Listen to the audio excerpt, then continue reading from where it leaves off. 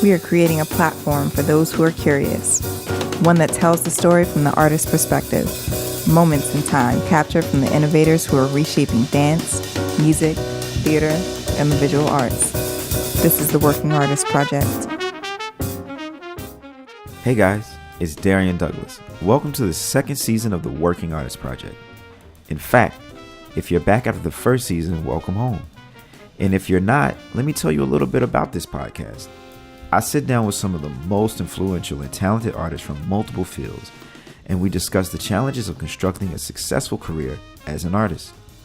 You will be inspired and motivated after listening to these amazing people conquer challenges and live life on their terms. Welcome to the Working Artist Project. So I want to welcome Kathleen Potton to the Working Artist Project. So I want to start by you just telling me your story, how you got from Australia to New York City, and why. Okay. Why are you here? So I'm from a very small town in rural Australia. Okay. It's technically the country music capital of Australia. Mm-hmm. So there's a lot of country music going on. But there's also some other amazing music and things going on there. So yeah, I grew up there, went to university in Sydney, Australia, and was always doing music. Wasn't really sure exactly what I wanted to do with music, but was just gravitating to anything, musical, like whether it was opera or whether it was jazz or anything, There's so much stuff going on, but not in the same capacity as it is here in the States, Right. Yeah, and so I was studying music, and then I got an opportunity to study music in Singapore. I got a scholarship, so I was like, cool, let's go to Singapore, of all places. And then, of course, that was an opportunity to meet other people from all around the world, a lot of Americans there. Mm-hmm. And I think it was because of that I was like, maybe New York is an option as well. Because prior to that, it was like New York is like Sesame Street. It doesn't exist. It's not a real thing to go to, Right. There's no way I could possibly move to New York. So I think making that next step across the globe to Singapore, I was like, okay, let's think about New York. So, and then after a few years in Singapore, it just got a bit too much and ended up somehow in New York. Like you got too much from what standpoint? So Singapore is an amazing place, but it's also kind of a little bit unreal. It's kind of a bit Disneyland-ish. I feel like it's a country that's trying so hard to be Western that they're kind of missing some real depth and quality in who they are musically, and just in the with a lot of things that are going on in the culture there. Met some amazing people there, great, beautiful people, but I felt like I needed something more that had a little bit more substance. And I had an opportunity to come to New York for a friend's 30th a few years ago, and as soon as I got here, I was just like, oh my goodness, this is real life, it's right. Everything that I wanted. So yeah. Oh, that's dope. So you're from the country music capital. Yes. Yeah. The other one. Which one is the real one? Am I allowed to you think Tamworth pull rank? I'm like, Tamworth is amazing. Really? Yeah.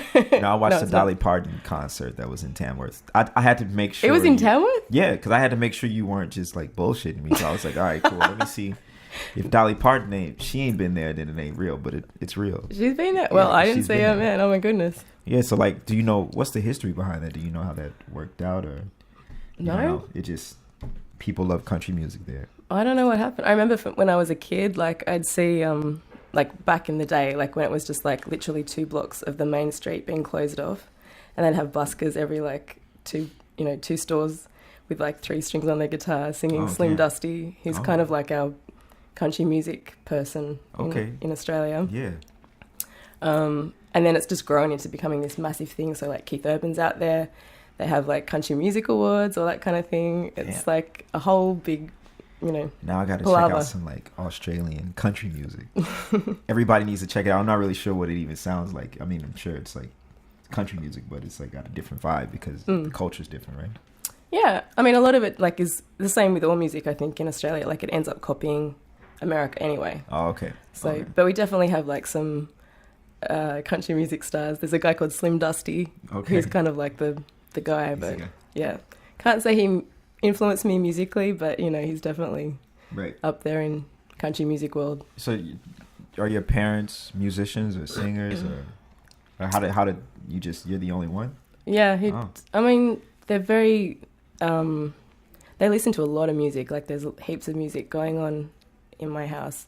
They're very, very different though. Like, mum's classical background. She loves opera. She took me to operas when I was a kid. You know, that kind of thing. And also into like early swing music. So like Glenn Miller and Benny Goodman, all that kind of stuff. Gotcha. And then my dad, who's English, so he grew up with the Beatles and Bob Dylan and Paul Simon, so he introduced me to that kind of music. So, yeah, that was kind of all the stuff that was going on. Oh, that's dope. So you moved to Singapore to go to college.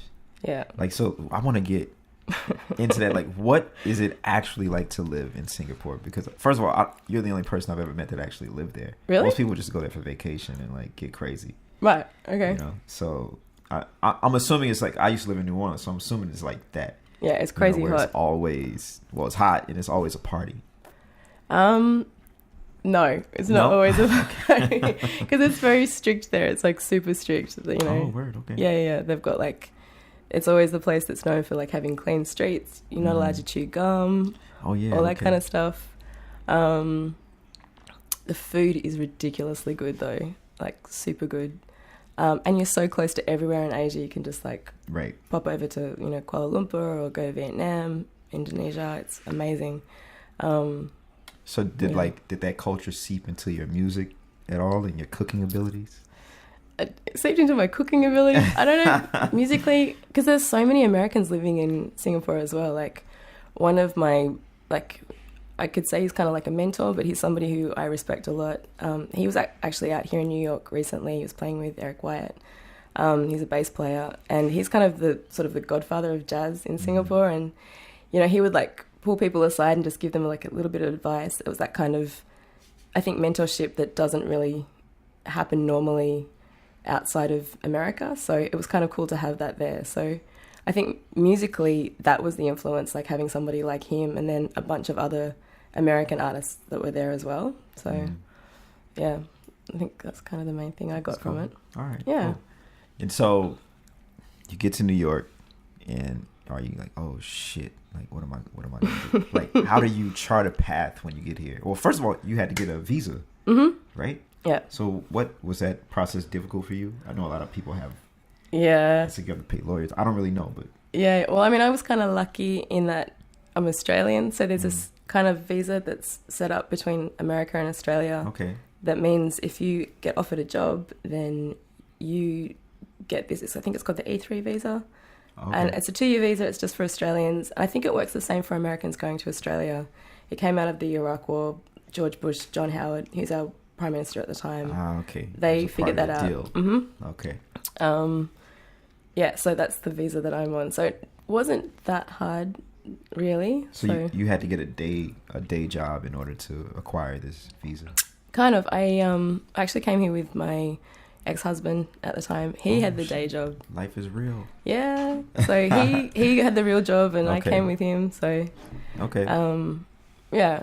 And so I was lucky in that I got to be the spouse of a E3 visa holder. So, right. And you're still on that now from that. So yeah. You didn't have to go through like this whole, like some people have to do an artist visa, which is almost, it's different.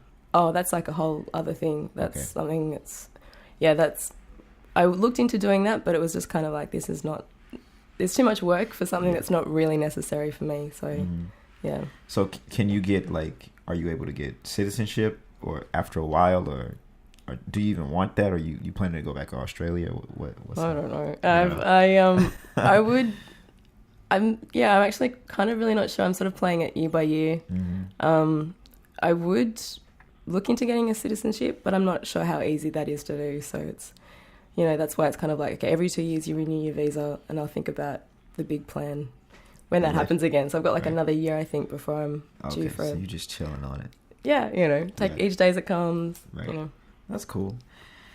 So is New York what you thought it would be, like in your imagination? Like, I know for me, like I'm from Mississippi, so you know, like coming to New York. Well, first of all, I came to New York once before I moved here for like a few days, and I was just like, I thought I was gonna live in the Upper East Side or the Upper West Side, right? You know what I mean? Like I just wasn't really aware of what living here was actually like. You know, what was it like for you? It was a shock because the first time we came, it was for a friend's 30th. We were like living at large. I'd saved some money. It was kind of. We had this loft in Soho where it had like a baby grand. It was like 20 of us staying in this loft. A bunch of musicians were there. It's like a jam night every night. I was like, cool, this is New York. Fantastic. Soho. Right.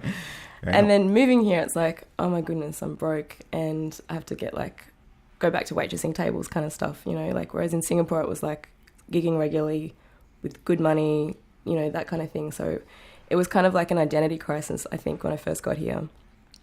But I'm actually been surprised at how much of a family vibe I've received in New York. Like I thought it was going to be really harsh and people were going to be like, you know, pushing each other aside and competitive, and that certainly does exist to a certain extent. But I think the thing that I feel the most is having a community around me of musicians who are supportive and loving, and, you know, they've got each other's back. Right.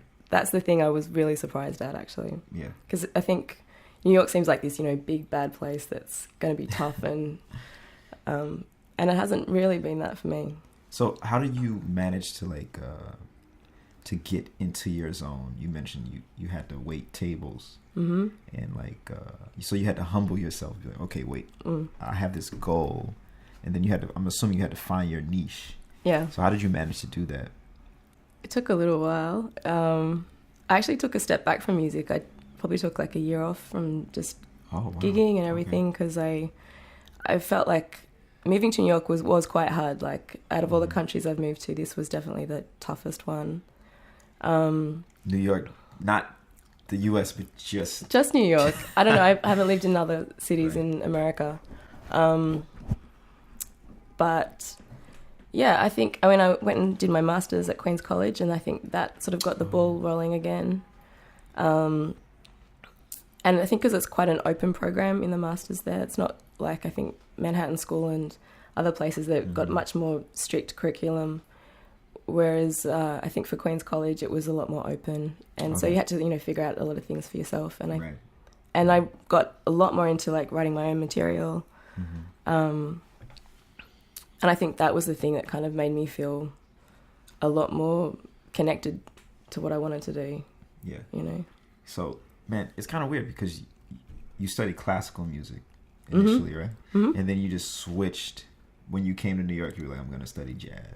Was it just like a thing where I need to do something, or you wanted to study that for more? Why did you choose? Well, I was doing jazz actually in Singapore. It was a jazz program. But my initial training was classical. And I think, again, it's that thing of growing up in Tamworth. It's like, you know, you want to be connected to something creative and musical, but you don't necessarily have the paths open to you. It's like you don't see the direction in front of you, so you're just kind of grabbing at everything. So, you know, classical, there was a conservatorium in Tamworth, so I did classical there.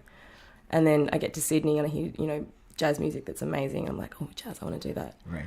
And then I get an opportunity to go to Singapore and study jazz. I'm like, cool, I'll do that. And then I think it was just because I hadn't seen how you could be a musician, like live out doing that in where I'd grown up from, that it took so long for me to kind of go, oh, this is what I want to do, you know? Yeah. So how has the classical training benefited you? Because now you're doing like singer-songwriter more. Like, I don't know what do you call your music? Yeah, I guess it's singer-songwriter. Yeah. It's like infused with all of these different influences, right? So how did it help, the classical training help you versus the jazz? I mean, the technique stuff, obviously, like straight up. But it's, you know, and it's a different kind of way of hearing music. It's,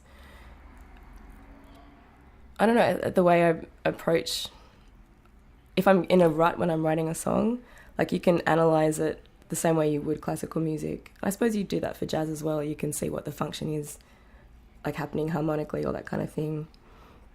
So if I'm like writing a song, I'll be like, okay, well, this thing won't make sense because it's not going to resolve to this chord and blah, blah, blah, Right. So you can draw on that kind of thing. But I think just having your ears open to all kind of music is a really great thing, and classical music is, it's beautiful. Mm-hmm. So yeah, I like classical music. You know what I'm saying? Stravinsky. That's all good. He's my man. Really? Yeah. Okay. What you're currently doing, is it what you've always wanted to do, or did you get pushed in a different direction when you made it to New York City? I knew I always I'm working on this album, it's done. I'm just trying to get it out now. Mm-hmm. That was kind of always my dream, but it's to make an album. Yeah, of original music. Oh yeah. But again, it's that thing of how do you do that? I have no idea how that works. So, it definitely feels like this is something I've wanted to do for a long time. I'm just kind of pinching myself that it's actually happened, because Mm-hmm. it did feel like something I had no idea how to put together. So right. And so, how did you go about finding out? You just started doing it, or what did you do? Well, I had a bunch of original tunes. They were mostly arranged, and lyrics, all that kind of stuff, and I was playing them out. And I guess I kind of knew I needed a producer or somebody who could kind of help sort of bring it all together. And I had the opportunity to meet Alan Hampton through the place that I teach music at, and we started emailing each other, and I was just like, any chance you produce, I love your music, I love the way that you approach songs, and songwriting is something that I really, really admire. And he's like, yeah, I'm on board. So, and I think just because of that, we started doing some writing together, and that kind of all fell into place. So I kind of have to put it down to Alan being amazing with that kind of thing. Mm-hmm. He organized everything, and and now I've got a record coming out. Now you're famous. It's done. You're famous. Yeah, it's totally famous. Cool. So wait, the name of the record is? It's Nero. Nero. Mm-hmm. What does that mean? It's kind of like a process name kind of thing. It wasn't something I just was like, this is what it's going to mean. I was really into listening to a songwriter called Laura Nero, or Nairo, I think it's how you say it. And Billy Childs just did a tribute album for all of her stuff. And amazing songs, they're so beautiful. But she kind of went under the radar because she's the same generation as Joni Mitchell, and she died quite young. Okay. So people don't know her quite as well. But I was checking out her music, and I'm a massive Joni Mitchell fan. She's amazing. My hero. Yeah. So I was checking out her stuff, and it was kind of at the time where I was just, feeling like, we need to have powerful, strong women in music who they're writing amazing songs. They're, just owning it for themselves. And it was kind of that sort of thing. And so I was it was meant to be a respectful thing to her. But then I just ended up changing it to Nero because it's got that whole, connotation of, power and all that kind of stuff. What makes you feel most accomplished? I think when I do things that I know previously, a year ago, would have freaked me out. There's, at the start of every year, I try to give myself a list of things that I want to achieve. Mm-hmm. And I remember looking back to, some of the lists from even 2-3 years ago, and, they seemed minuscule compared to what's happening now. It's, I think when you try to break through what you're scared of, that's what I feel like I'm accomplishing something. Yeah. And it doesn't necessarily have to be musical either. It's, a lot of things are, personal things as well. So yeah, when you face your fears head on, all that nonsense, Yeah, you do. Mm. Yeah. I was talking to someone who was, you have to jump off the cliff. Yes. You have to just go for it. Mm-hmm. And it's that initial thing where you're just you're not sure you're going to do it. But once you're in the middle of it, it's just it's not that you go on autopilot, but you just kind of, you start to look at yourself, you're like, man, I'm doing it, Yeah. So can't believe it. I think that I was I'm in New York. Oh shit. Exactly. But it's the decision to actually get on the plane, buy a ticket, all that kind of stuff, exactly. Yeah. So yeah. That's deep. What's one misconception that people have about vocalists, normal people and also musicians? I think they don't get respected as musicians, on an equal playing field. Right. And I think more so if you're a chick as well. Like, it's a whole other thing. But I know that there's definitely the sense of like, oh, you're going to be the singer in the band, and if you don't know just some basic kind of stuff, like how to read a chart, or like how to, if you come up there and you don't know your keys for stuff, like basic things like that. I think that's the assumption, but there's so many amazing vocalists around who are just, breaking that misconception, that it's completely unwarranted to have that anymore. And I actually think it's probably the younger, like I had a friend that was at a jam session the other night at Zinc, and, she's a complete badass, like she's incredible.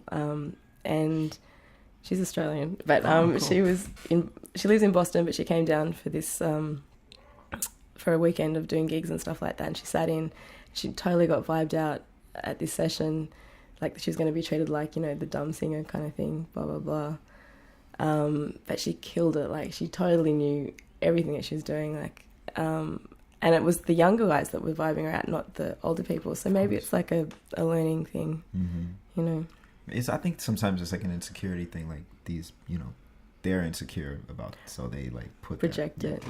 Yeah, it's unfortunate. True. So like you're saying, like as a female period, or just a female singer, that you're facing some Well, I don't know what it's like to just be an instrumentalist in music world, but I still think there's a lot of sexism, especially in jazz. Yeah, I think. Have you experienced that personally? I wouldn't say personally, because I don't feel like I'm in jazz world enough to kind of be able to really take it to heart kind of thing. But I know I see other people and see that happening to them. What about in your world, in the singer? I feel like in pop singer-songwriter world, like if you're, and I think it's different if you're a band leader, if you're doing your own thing, it's slightly different. But I don't think it's the same level as what it is in Jazzland. It's like it's a tradition that's mostly had dudes in it, except for when there's been the chick singer kind of thing, who's just there to kind of look pretty and like get people to come. Like that's the history of it anyway. Now it's changing a little bit, but I still think there's like that inherent kind of broness going on, I think. Broness. I shouldn't say it. It sounds wrong. I'm using it the wrong way. But hey, it is what it is. Yeah. Listen, I agree with you. Okay. For sure, 100%. Yeah. I just wanted to get your perspective on things, especially from a woman on the outside of things. You know what I mean? But you have a lot of friends that are jazz musicians. Yeah. Your roommate, for sure, like Emily, I'm sure she's told you, like... She's whatever. She gets a lot of, But she's also really great at, like, she's one person who I know cuts down all of those kind of barriers because, she can sing her ass off. Right. She doesn't put up with any nonsense. And, she can, take anybody on. I really think she's strong. She's an amazing woman. She's great, man. Yeah. So what have you learned about yourself you've been here for 6 years, right? Mm-hmm. In this past 6 years in New York City that you don't think you would have learned otherwise? I didn't realize that I could be as strong and independent as I thought I was. You don't see a lot of independent women from the town that I'm from. Everyone's kind of hooked up, and if you're not... What do you mean? Like they're all in marriages with kids and all that kind of thing. And that's the idea of success, is that you've got a family, and, if you can have a job at the same time, that's the ideal kind of thing.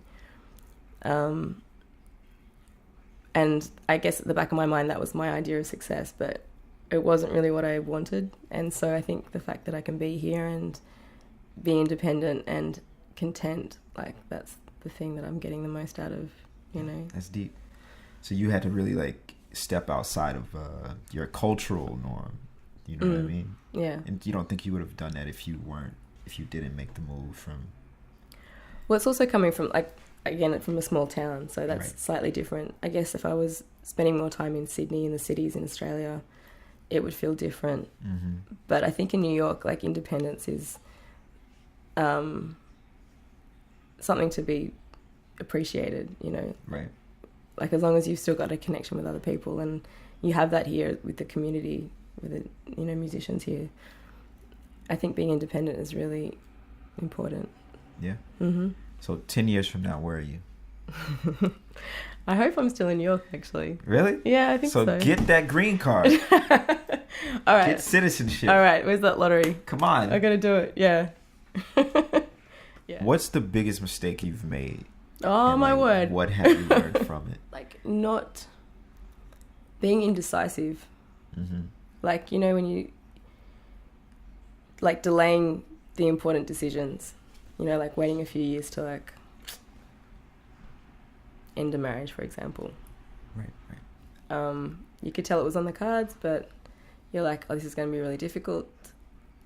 And I think once you make those big decisions, you know, things change. But I definitely wish I'd done it sooner, all that kind of stuff, you know. Mm. Yeah, like procrastination is like the thing. And actually the Nero, the song, the single from my record, that's kind of all about procrastination, you know. It's okay. I feel like it's the thing that for a long time ruled my life, you know. Right. Yeah. You know, I think one thing that a lot of artists struggle with is failure. Mm-hmm. You know what I mean? So what are your thoughts on failure, and how do you overcome it and not let it like cripple you and like in your room, you know, Mm-hmm. depressed and crying? I'm just telling you what I do. Oh, really? Yeah, terrible. No, I think it's good to have... Well, I mean, you learn the most, right, when things go wrong. Right. But that applies to everything. It's not just music. Yeah. So I don't think music should be any different. You know, you've got to get back up on the horse. But I think it's more about just being scared to really face something that you're scared of. And so when you fail at something, it's, you know, that's going to determine how you live your life. So whether if it's music, you know, like if something doesn't go the way you thought it would be, you have to find a way of dealing with that. And I think it's good to have setbacks. So I'm glad I've definitely, not that I've had setbacks, but I'm definitely late to the game, I think. And I think it's been a good thing because I've had to learn a lot of stuff. Right, for sure. I don't actually cry when I fail. I embrace failure. Yeah. Because you're right. It's like exactly. It's a learning situation. You know what I mean? It's like, okay, cool. Well, I know that doesn't work. Mm-hmm. Cool, not a problem. And like, let's try this. You know, Eventually you're gonna get to something that works. You know. Yeah. Well, you get to know yourself better, and the more you know yourself, the more you're gonna just be comfortable. You know, just doing you is the best thing. Yeah, that's like a whole process. The closer you get to. Yep. Exactly. Yeah. Do you feel like you're more focused now or less focused since moving to New York? Or does that change, or is it consistent for you? Definitely feel more focused. And actually I think that's the thing about New York. It does make you can't put up with nonsense in New York. Like, you have to know who you are, what you want to do, because otherwise why are you putting up with, you know, all of the struggle that happens in New York? So I think because you have to kind of get rid of all the things that most people have to kind of block what they're really trying to do, it means you can actually have a path and you're focused. So I think that's what I really like about New York. I definitely feel focused. I know what I want. I know who I am. And perhaps that is to do with age, but I really think it's from being in the city and yeah. Yeah, the city has a way of streamlining you. Yeah. Because you're just like, all right, cool, I can't. Like, I only have 24 hours, dude. Like, I can't. Yeah, exactly. Fuck around. Yeah, exactly. What are you most thankful for? I've got tons of stuff I'm thankful for. I feel like I'm the luckiest person in the world. Like, really. Like my family, because they're so supportive and amazing. I think my friends. I just had my birthday this last week. Oh, happy birthday. And it was one of those days. Thank you. But I remember just like at the end of the night just being like, I'm so lucky. Like, I'm blessed with so many people who are supportive and caring about me. I'm miles away from home and I've got all of these people surrounding me who, you know, they care about me. I care about them. I just feel like I'm very blessed naturally, kind of thing. Yeah. Well, that's it. I want to thank Kathleen Potton Okay. for coming on the Working Artist Project. Okay. I had fun. Thanks for coming. Thanks. Yeah.